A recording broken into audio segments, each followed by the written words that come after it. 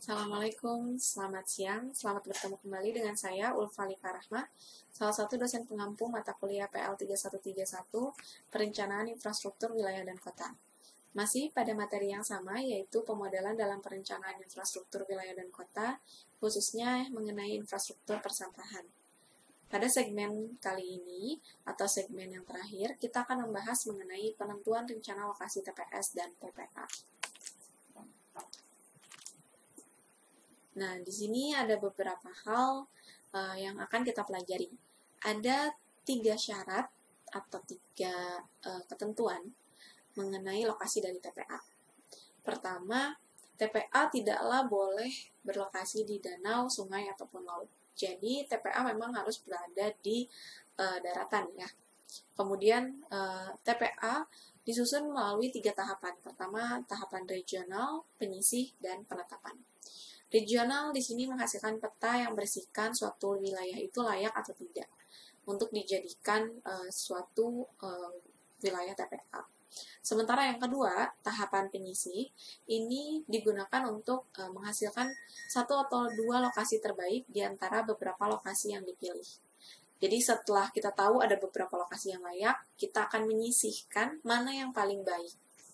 Kemudian yang ketiga, tahapan penetapan. Tahapan penetapan merupakan penentuan lokasi yang akan ditentukan oleh instansi yang berwenang. Misalnya dinas kebersihan, seperti itu. Kemudian di sini ada juga jika dalam suatu wilayah belum bisa memenuhi tahap regional, maka pemilihan lokasi TPA dapat ditentukan berdasarkan skema pemilihan TPA sampah. Nah, di sini kita akan membahas lebih lanjut mengenai kriteria yang 3 tadi ada di tahapan ya. Kalau tadi disebutnya tahapan kan di sini tahap regional. Nah, di sini kita membahas tahapan tersebut menjadi beberapa kriteria detailnya itu apa aja sih. Jadi kalau yang kriteria untuk tahapan regional itu kita akan membutuhkan beberapa kondisi, 5 kondisi yang kita harus ketahui. Yang pertama, kondisi geologinya. TPA tidak boleh berlokasi di zona Holocene Fault. Kemudian tidak boleh juga berada di zona yang berbahaya secara geologi. Secara hidrogeologi, tidak boleh memiliki muka air tanah kurang dari 3 meter. Lalu, kelulusan tanah lebih besar dari 10-6 cm per detik. Itu tidak boleh. Kemudian juga jarak terhadap sumber air minum harus lebih besar dari 100 meter dari hilir aliran.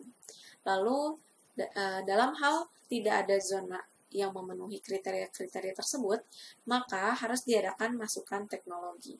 Jadi mau tidak mau harus menggunakan rekayasa teknologi untuk menciptakan wilayah TPA, menjadikan lokasi TPA itu layak. Lalu kemiringan zona harus kurang dari 20%. Kemiringan zona harus kurang dari 20%. Jarak dari lapangan terbang harus lebih besar dari 3000 meter. Untuk penerbangan turbojet dan harus lebih besar dari 1500 untuk yang jenis lain. Jadi khusus untuk yang turbojet harus lebih jauh ya jaraknya. Dan tidak boleh ada daerah lindung atau cagar alam. Lalu untuk kriteria penyisih di sini bergantung pada iklim, kemudian utilitas, lingkungan biologis, dan juga kondisi dari si tanahnya itu sendiri. Di sini kita bisa lihat bahwa iklimnya semakin kecil intensitas maka dianggap semakin baik. Kemudian arah angin ketika tidak dominan terhadap permukiman maka itu dinilai lebih baik. Jadi kalau untuk yang penyisih memang akan ditentukan mana yang lebih baiknya. Kemudian ini juga masih ada demografi, batas administrasi. Jadi berarti tadi tidak 4 ya, namun 10. Jadi sampai ada ekonomi. Semakin kecil biaya satuan pengelolaan sampah di lokasi tersebut, maka akan semakin baik. Lalu yang terakhir kriteria penetapan. Jadi ini memang literally didasarkan kepada pihak yang berwenang, mereka yang punya kewenangan untuk menentukan pilihan. Jadi misal sebagai contoh ya, setelah kita lakukan tahap regional, di tahap regional kita menyeleksi lokasi berdasarkan kriteria regional. Nanti ketahuan mana yang layak. Misalnya ada 10 lokasi yang layak, kita sisihkan. Lalu tersisa 3 lokasi yang paling layak. paling baik di antara 10 yang layak, 3 yang paling baik. Lalu nanti tinggal dipilih oleh instansi yang berwenang dari 3 ini mana yang mau dipilih gitu. Karena dianggap nanti kualitasnya ini cukup sama 3. Tinggal dipilih saja gitu. Nah, ini contoh analisis kesesuaian TPA. Jadi dari data spasial kita akan bisa menggunakan ArcGIS ya contohnya. Nanti kita lihat atributnya. Kita nanti masukkan kriteria-kriterianya apa saja dari SNI. Sini ada kerawanan bencana banjir, kerawanan bencana gempa, kemudian ada tsunami, jenis tanah, kemiringan lahan, dan seterusnya. Lalu nanti kita di-erase, nanti kita lihat lokasi mana yang layak. Seperti itu.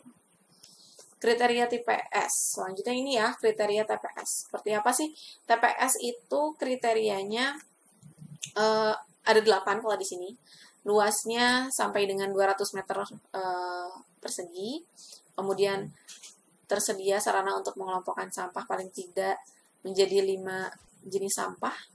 Lalu jenis pembangunan penampungan sampah sementara bukan wadah permanen.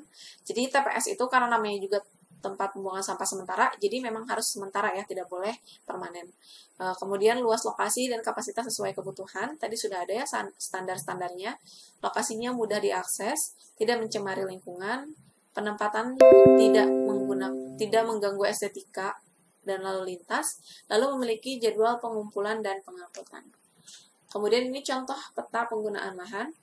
Ini peta rawan banjir, contoh peta-petanya, ini hasil overlay. Nah, seperti itu untuk perencanaan TPA dan TPS. Jadi kita akan mengoverlaykan peta untuk mendapatkan lokasi mana yang terbaik.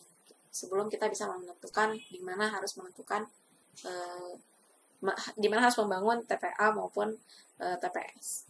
Sekian materi mengenai infrastruktur persampahan. Terima kasih banyak atas perhatiannya. Wassalamualaikum warahmatullahi wabarakatuh.